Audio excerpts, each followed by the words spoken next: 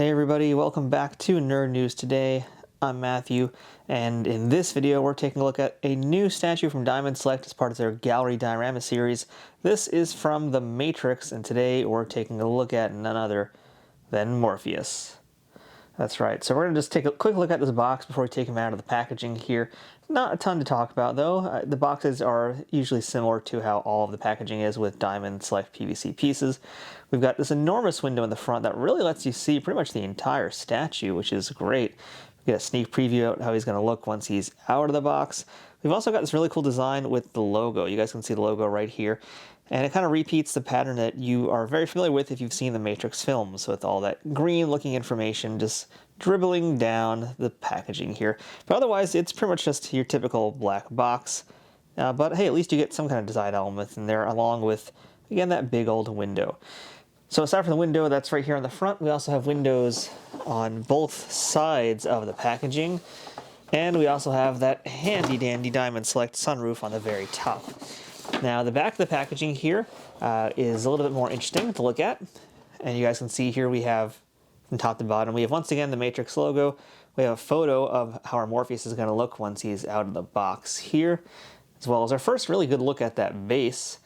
And then back up top, we have a little bit of information about the film itself. So, unlike most PVC pieces from Diamond Select, this one doesn't have a personalized bio for the character, but what we do get here is just a general story on what the film is about.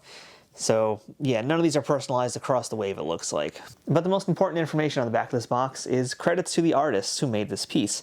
And this was designed by Nelson X. Asensio and sculpted by Jorge Santos Souza. And right below that, we also have a look at who else is going to be in this wave. So we start here with Agent Smith, who we've already looked at on this channel. And coming soon is our Trinity statue, which we haven't gotten just yet. But that's pretty much all we need to talk about with the packaging here, so I think without further ado, let's go ahead and get our Morpheus out of the box and take a closer look at him from all angles. And here is our Morpheus statue out of the box. This is our first pan of how he's going to look. And man, my initial impressions are this is a very excellent statue here. But you don't have to take my word for it. Why don't you go ahead and take a look for yourself right now as we do our first rotation of this piece here and let you really soak in all the detail on this piece.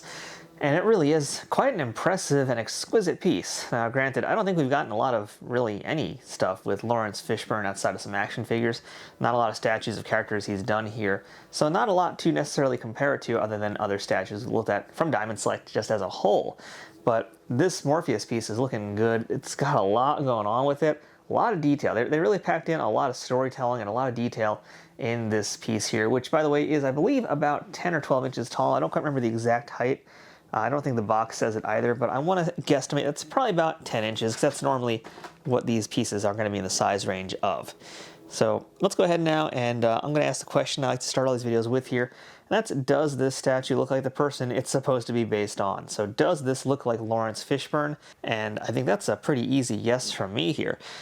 Now, granted, we can't really see his eyeballs because he does have the sunglasses covering his face a little bit, but other than that, I mean, I think they got this from all the angles correct. And a lot of times, I'd say the likenesses are kind of like a little bit softer on the diamond pieces, and I don't really think that's the case as much with this. We're still not talking a perfect 10 here, but, you know, I generally expect now a good 8 across the board from diamond pieces, and yeah, I can say I think that this is going to be another one of those good 8s. So, you know, and I say it because really from any angle, I think that this looks like Lawrence Fishburne, it looks like Morpheus. I mean, the 3/4 profile is always like the big test, and I think that they really nailed it here with the 3/4 profile. We've got the nose correct, we've got the shape of his head really well done here, cheekbones, especially the mouth and the cheeks. I think that's really big for Lawrence Fishburne's look. And keep in mind, we're losing the eyes here because, well, we don't have any eyes because they're covered up by those sunglasses. But that could typically, you know, hinder a piece here, but the fact is it still looks so strong even with his eyes covered. That's a big deal. That also could be what's helping it look so good too, because a lot of times if the eyes are wrong, you know, the entire statue just suddenly doesn't look like the person it's supposed to be based on. So, you know, whether it's a good or bad thing as far as whatever, I don't know, but in this case it's definitely doing a bit of a helping job here because this looks great all around. I'll show you guys the back of his head as well, which is, you know, fairly smooth, nothing really to talk about there, but you know, really, whether it's profile, front, 3/4 profile, I think that they really got the look of Lawrence Fishburne here captured in this form, so really good. So with the likeness out of the way, let's go ahead and start talking about the rest of the body and the pose here. So this is Morpheus, and he's currently jumping in the air. That's why we have got this big smoke cloud coming off this base, which is a lot of industrial-looking concrete. And he's just basically leaping in air, a lot of power behind it. That's why we have that dust cloud underneath him. It's kind of doing this almost Superman pose. But yeah, it's very cool. I think this is from, I want to say it's from the first major battle where we see Morpheus in action. I don't quite remember if it's this one or later in the movie, but either way, it's a very powerful pose here. It feels very much like one of those cool Hong Kong action movies also, which is where a lot of inspiration was taken from with that first Matrix film and all the Matrix films, really. But great pose, very strong pose. That's the biggest thing here. You feel a lot of strength from this pet character, from the way he's positioned. We'll do a little bit of a turn real quick just so you can see it more. I mean, it's really good looking from the side also. One of the things I really like, though, is the outfit of Morpheus here. We'll talk about that because there's not really a ton more I can really say about this pose. It's kind of, what you see is what you get, and it's very good. But there's a lot of cool stuff going on here with the outfit and with the design of the character itself here. So, like all of the characters we're going to see in this Matrix lineup, black is the new black. There's tons of dark colors and specifically lots of black shades on all of those characters. You'll see it with Neo, you'll see it with Trinity, and we saw a bit of it with Agent Smith. It's really all about black and green.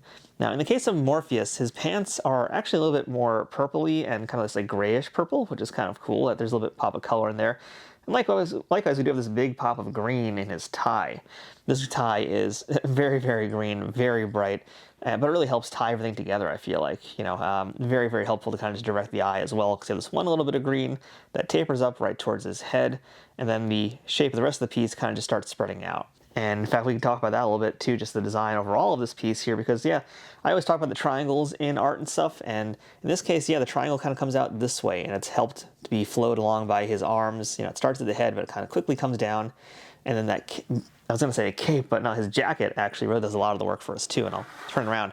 I said cape because look at how this thing is flowing. I mean, this basically is a cape. This really is Morpheus's superhero cape.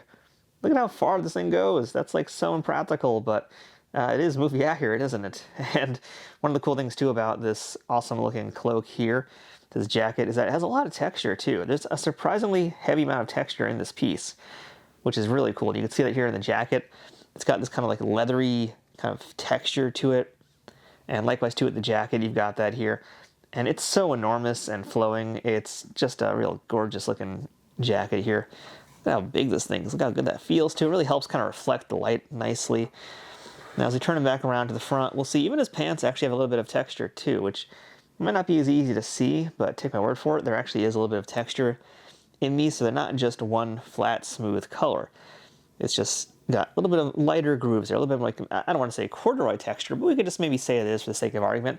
But regardless, it's a different kind of texture, and that helps light kind of touch it a little bit differently also. Now, as far as smoothness, the shirt that he's wearing, that's much smoother. That actually is pretty much almost entirely smooth. But you'll see here the kind of fun thing is like the shades that we're talking about here, they're kind of different, Like these are both shades of black. It's not just one color of black. They're doing different things. This is a glossier version of it on his jacket. It's more of a matte finish on his shirt.